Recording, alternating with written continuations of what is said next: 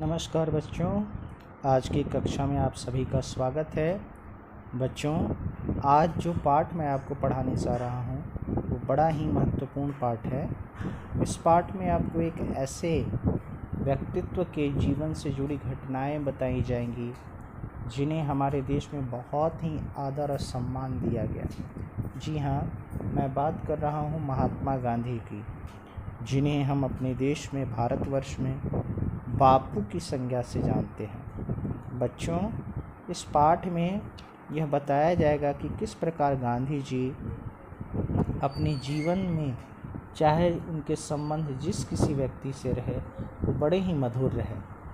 वो जिस किसी व्यक्ति से मिलते थे उसे हृदय से मिलते थे, अर्थात उनके मन में अपने सामने वाले व्यक्ति के प्रति आदर और सम्मान होता था। यही कारण था उनसे मिलने जब कभी कोई व्यक्ति उनके आश्रम, साबरमती आश्रम पहुंचता जो गुजरात में था, तो वो उसका बड़े हृदय से स्वागत करते थे। ऐसी ही एक घटना गांधी जी के जीवन से घटती है और उसी को याद करके लेखक ने यहाँ उस व्यक्तित्व और उस अतिथि के विषय में विस्तृत चर्चा की है कि आखिर गांधी जी ने एक आश्रम में रहकर किस प्रकार एक अतिथि का स्वागत किया। साथ ही साथ आश्रम में रहने वाले उनके तमाम जो लोग उनके साथ रहते थे वो उनकी स्वास्थ्य की, उनकी बातों का, उनके दुख सुख का कितना ध्यान रखते थे, इसका भी जिक्र इस पाठ में किया जाएगा। बच्चों, गांधी जी के जीवन से हमने कई जुड़ी बातें सुनी हैं, सीखी हैं, और आज एक और अन्य बात हमें सीखने को मिल रहा है।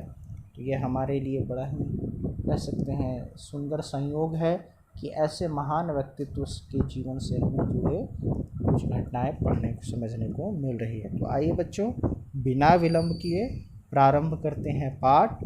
आप जो आपके ज्ञान सागर की पुस्तिका की पाठ संख्या 6 है और जिसका शीर्षक है आश्रम के अतिथि और संस्मरण। तो आइए बच्चों, और भी आगे हम इस पाठ में देखेंगे कि गांधी जी का व्यवहार अपने आश्रम में आने वाले व्यक्तियों के साथ कैसा रहता था, यानी अतिथियों के साथ कैसा होता था। हिंदुस्तानी प्रचार सभा की बैठक गांधी जी की कुटी में होने वाली थी। गांधी जी की कुटी में न मेज़ थी न कुर्सी। चटाई पर छोटी सी गादी पर बैठकर लकड़ी के फट्टे के सहारे टिकाकर गांधी जी पुराने ढंग से लिखने की डेस्क से काम लेते थे। मिट्टी से गोबर से लिपे फर्श पर चटाई पर ही लोग आकर बैठते थे। आगे देखिए बच्चों, उस दिन गांधी जी ने वहाँ एक कुर्सी मंगवाई। खुद एक छोटी सी तिपाई लेकर आए और उस पर उन्होंने एक मिट्टी का सकोरा रख दिया।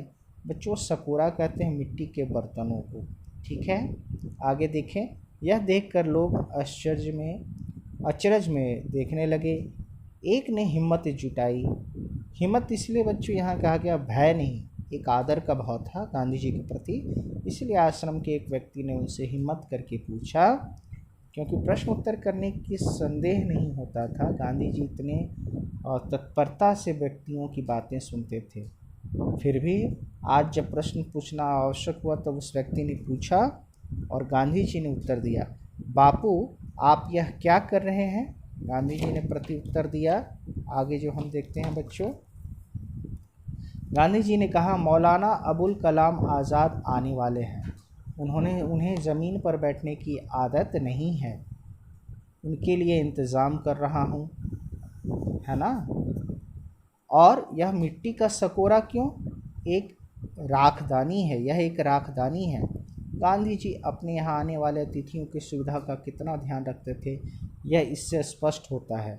वे अपनी जीवन पद्धति से दूर अन्य ढंग की जीवन पद्धति जीने वाले की अड़चन समझते थे। वे नहीं चाहते थे कि उन्हीं के विचार और आचार दूसरों पर ज़बरदस्ती लादे जाएं। कोई अहिंसक ढंग से उन्हें अपनाता तो वे इसका स्वागत करते थे। गांधी जी छोटी सी छोटी चीज़ का भी ध्यान रखते थे। मनोहर दीवान से उन्होंने कहा, दीवान, अब एक और घटना देखें यहाँ, पुनिया लपेटने का जो डोरा था वह कहाँ गया? उन्होंने दूसरा डोरा ला दिया, पर वे बोले, नहीं, यह नहीं चलेगा, मुझसे डोरा गुम हो जाए, यह कैसे चलेगा? मनोहर दीवान ने पूछा, बापूजी इस छोटे से डोरे में क्या रखा है? बापू बोले, अगर मेरे हाथ से डोरा गुमने लगे तो स्वराज भी गुम होते देर नहीं लगेगी। बापूजी जो चिट्ठियाँ आती थीं उनके लिफाफे, तार के कागज़, चिट्ठियों के एक तरफ से कोरे कागज़ या बचे हुए कागज़ को भी संभाल कर काट कर रखते थे। ये सोचते थे कागज़ का अपव्यय हमें नहीं करना चाहिए। तो देखा बच्चों आपने, न सिर्फ आश्रम में आने वाले अतिथि का बल्कि गांधी जी अपने से जुड़े व्यक्तियों से यानी छोटी से छोटी घटना का भी बहुत ध्यान रखते थे और कोशिश करते थे कि उनसे कोई गलती कभी ना हो, और क्योंकि उसका सीधा असर देश के लोगों पर पड़ेगा और देश के लोग जो उन्हें सम्मान की दृष्टि से देखते हैं वह यह समझेंगे कि जब हमारे नायक ही इस प्रकार अपव्यय कर रहे हैं तो हम क्यों ना करें, और उनका स्वदेशी आंदोलन कमज़ोर पड़ जाता। इसीलिए यहाँ लेखक ने कहा कि गांधी जी हर छोटी सी छोटी बात जो उनके जीवन से जुड़ी है वो हमें ज्ञान देती है। और यहाँ पुनिया यानी मनोहर दीवान के द्वारा जो धागा गुम होने की बात है उसको भी गंभीरता से गांधी जी ने लिया। आगे देखें बच्चों, गांधी जी यह भी चाहते थे कि सब चीज़ें काम में लाई जाएं, वे स्वदेशी हों। एक बार उन्होंने आश्रम में कृष्णचंद्र से कहा, बढ़ई के सब औजार ले आओ। वो बाज़ार से खरीद कर ले आए। गांधी जी ने कहा कि मैं कृष्णचंद्र से ले आओ, वे बाज़ार से खरीद कर ले आए। गांधी जी ने कहा, ये तो विदेश के बने हुए हैं, ये सब तभी मैं काम में लाऊंगा जब वे स्वदेश में बने हुए हों। इसी कारण सिला हुआ कपड़ा पहनना उन्होंने छोड़ दिया था, यानी सूत की बनी धोती जो स्वयं काटते थे सूत, उसी वस्त्र को गांधी जी ग्रहण किया करते थे। चूँकि तब सुई भी हिंदुस्तान में नहीं बनती थी और न सिलाई की मशीन न कैंची, उन्होंने पुराने ढंग की धोती और चादर, बिना सिला हुआ कपड़ा पहनना ही जीवन के अंतिम कई दशकों में अपना पहनावा बना लिया था। एक दिन एक नौजवान सेवा आश्रम में आया। वह गांधी जी के साथ आश्रम में उनकी सहायता करना चाहता था और सलाह लेना चाहता था। वह बोला, मैं आदमियों की सेवा करना चाहता हूँ पर मेरा ईश्वर में विश्वास नहीं है। गांधी जी ने जवाब दिया, मनुष्य से प्रेम और सेवा बहुत अच्छी बातें हैं, पर मनुष्य का स्थान नहीं, ईश्वर का स्थान नहीं ले सकता। ईश्वर के बारे में अलग अलग समूहों में जो लोग अलग अलग तरह की कल्पनाएं करते हैं और उनमें अधूरापन आ जाता है। असल में आप ईश्वर का नाम लेते हैं पर अपने जीवन में उसकी सजीव प्रतिकृति मनुष्य के साथ ही व्यवहार नहीं करते, सही व्यवहार नहीं करते। हर मनुष्य में ईश्वर है, यह मानना ही ईश्वर का सच्चा विश्वास रखना है। यह बातें गांधी जी ने आश्रम में आए उस नौजवान को समझाई। अब आगे देखिए बच्चों की आगे क्या है। आगे कहते हैं गांधी जी, प्रेम में या अहिंसा में ही भगवान है। उन्होंने युवक से कहा, जब तक यह विश्वास तुम में पैदा ना हो तुम आश्रम में रहो। एक दिन उस समय के मंत्री है ना छगनलाल जोशी ने कहा कि आश्रम के कोठार के काम में हिसाब में कुछ गड़बड़ी हो गई है। उस दिन शाम की प्रार्थना में उन्होंने कहा, छगनलाल भाई ने इस सत्य को छिपा कर रखा, यह बहुत बुरी बात हुई। हम इस आश्रम को सत्याग्रह आश्रम कैसे कहें? छगनलाल जोशी गांधी जी के ही भतीजे थे। गांधी जी आत्मशुद्धि के लिए उपवास की बातें करने लगे। या इस घटना से बच्चों आपको ये समझना चाहिए कि भले ही गलती करने वाला व्यक्ति अपना ही क्यों ना हो, फिर भी उसकी गलतियों को क्षमा करके हमें एक प्रकार से कह सकते हैं हमें कि जो दुर्व्यवहार है या एक प्रकार से भ्रष्टाचार को हमें कभी बढ़ावा नहीं देना चाहिए। और इसीलिए गांधी जी ने अपने भतीजे के कृत्य पर ही स्वयं क्षमा याचना के लिए यानी पश्चाताप के लिए, आत्मशुद्धि के लिए उपवास रखने की बात कही। किसी ने यह बताया कि कस्तूरबा को किसी ने 4 रुपये उपहार में दिए थे, वह आश्रम के दफ्तर में जमा नहीं किए गए। गांधी जी को इस बात का भी बहुत बुरा लगा। क्यों? क्योंकि अगर आज उनकी धर्मपत्नी कस्तूरबा ने ही इस बात को छुपाया तो कल चलकर आश्रम में रहने वाले दूसरे व्यक्ति भी इसी कार्य को करेंगे और फिर यह आज़ादी की लड़ाई किस प्रकार लड़ी जाएगी, क्योंकि हम जब घर में ही भ्रष्टाचार को उत्पन्न करते हैं तब हम देश से भ्रष्टाचार मिटाने की बात कैसे कर सकते हैं। एक जीवंत उदाहरण लेखक ने इस पाठ में बच्चों दिया है। आगे देखें। हैदराबाद में गांधी जी को इस बात का भी बुरा लगा। वे रात के 3 बजे तक आत्मशुद्धि पर लेख लिखते रहे। उसमें उन्होंने बड़ी सख्ती के साथ छगनलाल यानी जो उनके भतीजे थे और कस्तूरबा जो उनकी स्वयं की धर्मपत्नी थी उनकी आलोचना की। हैदराबाद में सरोजिनी नायडू ने यह लेख पढ़ा और उन्हें बहुत बुरा लगा कि गांधी जी ने अपनी पत्नी को इस तरह सबके सामने अपने लेख में अपमान किया। आश्रम में आकर उन्होंने गांधी जी से अपना गुस्सा व्यक्त किया।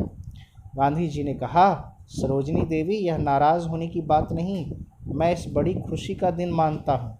भगवान ने मुझे एक बड़े पाप से बचा लिया।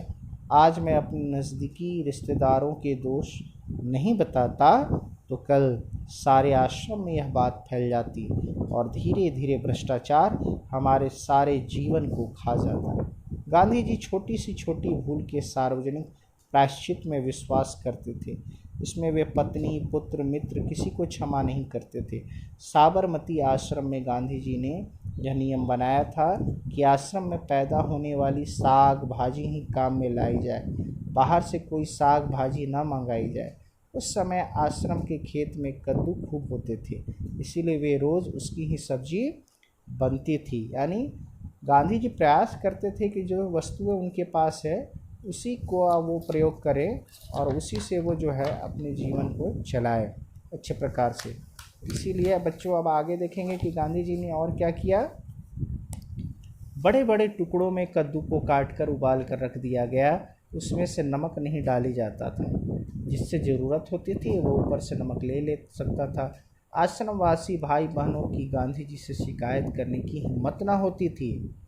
श्री नरहरि भाई पारिक की पत्नी ने कद्दू के विषय पर एक गीत लिख डाला। बा ने यह गीत सुना तो गांधी जी के पास शिकायत लेकर पहुंची और उन्होंने उस गीत की बात सुनाते हुए बोली, आपकी कद्दू की सब्जी भी बड़ी मुसीबत है। एक बहन को बादी हो गई, यानी उनकी तबीयत खराब, पेट खराब हो गया। दूसरे के सिर में चक्कर आते हैं, तीसरे को ढकारे मारे चैन नहीं। कद्दू का साग क्या कभी सिर्फ उबालकर बनाया जाता है? उसमें मेथी का बघार लगाना चाहिए, गरम मसाला डालना चाहिए। यह सब तो ठीक रहता है, वरना तो नुकसान करेगा ही। अगले दिन प्रार्थना के बाद गांधी जी ने कहा, हमारे आश्रम में एक नए कवि पैदा हुए हैं, अब हमें उनकी कविता सुननी चाहिए।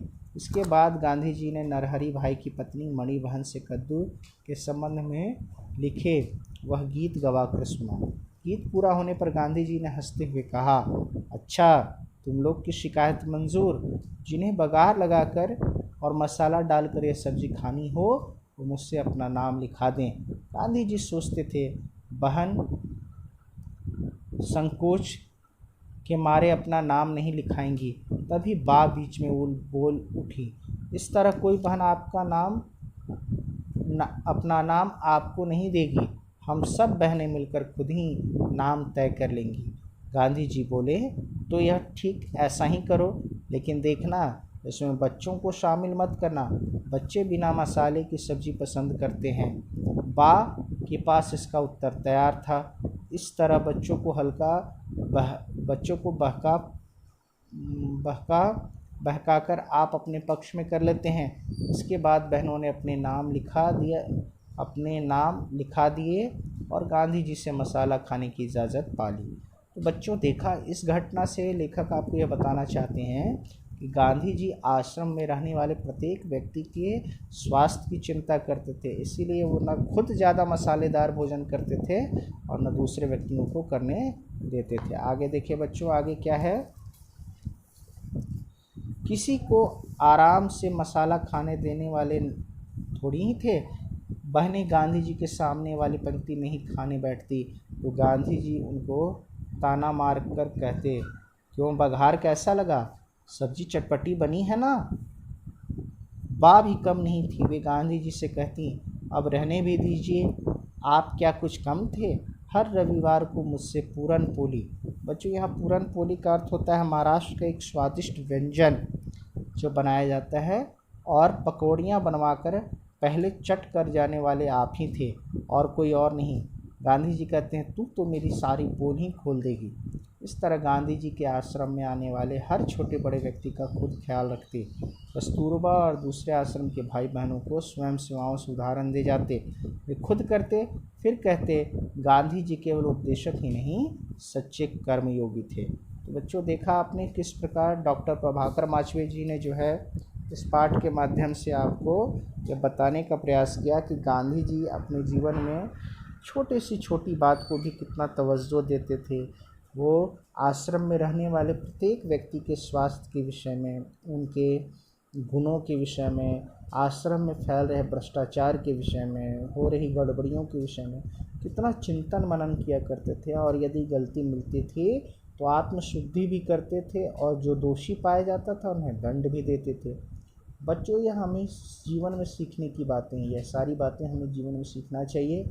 जिस प्रकार हम अपने जीवन में चाहते हैं कि हमें सब सुख प्राप्त हो, सारी सुविधाएं मिले, तो हमें भी यह ध्यान रखना चाहिए कि हमें दूसरों के सुखों का, दूसरों की बातों का ध्यान रखना चाहिए और उनकी मदद करनी चाहिए। साथ ही साथ यदि हम खुद अपने आचरण और स्वभाव में सतर्कता बरतें तो दूसरों से भी गलतियाँ कम होती है। दूसरे क्योंकि हमें देखते हैं दिन रात, हम उनकी नज़रों के सामने होते हैं। यही बात गांधी जी को हमेशा यह प्रेरित करती थी कि वो अपनी बातों को सही प्रकार से, यानी अपने कार्य को सही प्रकार से करें। तो बच्चों मेरे ख्याल से यह पाठ आपको समझ में आया होगा। इस पाठ के जो PDF रूप है, जिन बच्चों के पास पुस्तकें नहीं होने के लिए मैं इसका PDF फॉर्म आप तक पहुंचा दूंगा, और आप बच्चे इसके अध्ययन करेंगे, पढ़ाई करेंगे और PDF रूप से इस पाठ को फिर से पढ़ेंगे। यदि कोई शंका होगी, कोई परेशानियां होंगी तो आप मुझसे कहेंगे, मैं फिर से आपको इस पाठ को पढ़ाकर उसको विस्तार पूर्वक समझा दूंगा। बच्चों इस पाठ के प्रश्न उत्तर मैं अगले पाठ में आपको पहुंचाऊंगा। तब तक के लिए आप इस पाठ को पढ़ें और समझें। नमस्कार।